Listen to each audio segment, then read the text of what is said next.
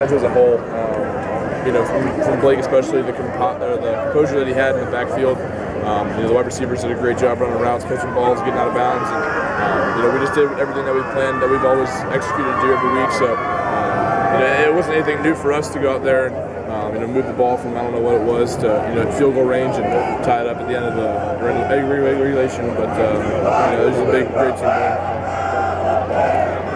Ryan, I know you weren't playing in the game 2 years ago, but how much does this remind you of 2 years ago?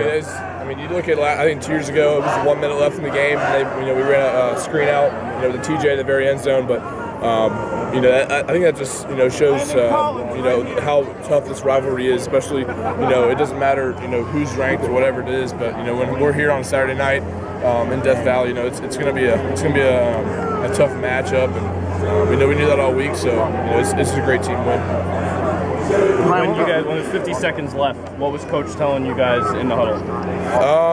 I think Coach Saban told both sides of the ball that when the defense held them to a field goal, at this point this is what shows about how you are a winner.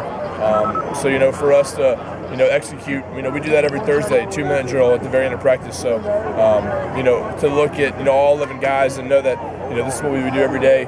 It wasn't anything different, but I think it just shows how much resiliency this team has, especially as an offense that was kind of struggling all day, to come out at the very end right there and execute, and eventually get the win. Ryan, you had 2 penalties inside the 2 in overtime. How did you guys recover from that and keep level? Those are huge penalties. We got the ball at the 20 and threw the Brandon Green to the 1-yard line, and unfortunately had a couple penalties down there. But there's going to be setbacks, especially in big games like this. So we've been struggling a little bit all night, and that kind of. It sucks to have something like that happen on the 1-yard line, but luckily we just kept pushing through it and got the end zone. Was everybody just calm when that was going on? Or?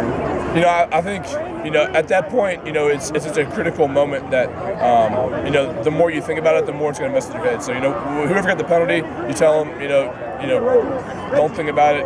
Get rid of the next play, and that's what we did. And we gave the ball to D. White in the corner of the end zone, and it was a great feeling. Nick said your energy level changed in overtime. He said you guys kind of had it coming and going, energy level, and then all of a sudden it flipped. Yeah, you look at, the offense, kind of stalling out. Defense played one hell of a game. The offense, we kind of stalled out a little bit throughout the entire game, but at the very end, between us moving the ball down and then Ruben's hit, on the kickoff team, things like those just spark energy for the team, and I think that's what made a difference in this game. And and that shows that even when things aren't really going great, one of those plays like that can spark an entire team. So we're just going to take this win and keep learning from it, especially on offense. Last time you were here, you guys had a step back the week following at home against Texas A&M. What did you learn from that experience?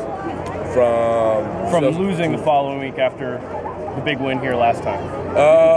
I think it just shows that you got to go week by week. You can't live on the past or live on the future. So we have a 24-hour rule. We're going to just cherish this win for 24 hours, and then Monday we'll start back up with Mississippi State because we got a rough couple games coming up, but it's a great challenge for our offense and our entire team, so we're looking forward to it. I don't know how aware you were of it, but Amari Cooper, he set 3 more Alabama school records tonight. Just what can you say about him? He's one of the he's probably the best wide receiver I've ever played with, and just a really great guy, humble guy.